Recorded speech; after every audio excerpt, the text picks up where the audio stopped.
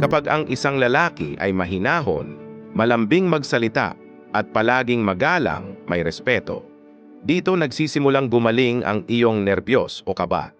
Iyan ang dahilan kung bakit ang ilang mga kababaihan ay may espesyal na kinang kapag sila ay minamahal ng tama sa isang relasyon.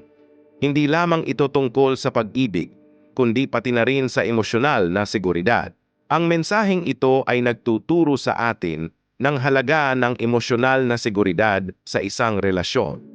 Kapag ang isang lalaki ay nagpakita ng kabaitan at paggalang, nagiging mas ligtas ang pakiramdam ng isang babae. Ang ganitong kapaligiran ay nakatutulong hindi lamang sa kanyang emosyonal na kalagayan, kundi pati na rin sa kanyang pisikal na kalusugan. Aral: maging maingat at magalang sa mga tao sa ating paligid, lalo na sa ating mga mahal sa buhay. Ang ating pag-uugali ay may malaking epekto sa kanilang emosyonal na kalusugan. Sa isang relasyon, ang pagmamahal na sinasamahan ng respeto at pagkakaintindihan ay nagdadala ng tunay na kasiyahan at kagalakan. Nagustuhan mo ba ang kwento ko? Kung yes, mag-follow ka na sa Kanor Stories. Maraming salamat.